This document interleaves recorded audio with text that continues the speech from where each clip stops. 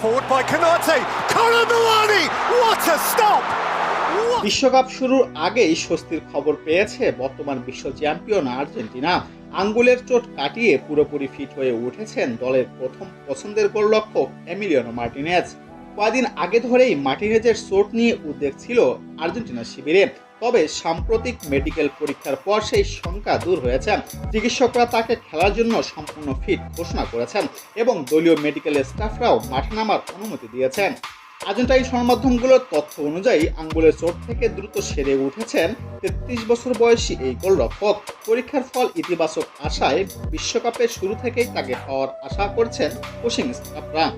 ২০২২ কাতার বিশ্বকাপে আর্জেন্টিনার শিরোপা জয়ের অন্যতম নায়ক ছিলেন এমিলিয়ানো মার্টিনেজ।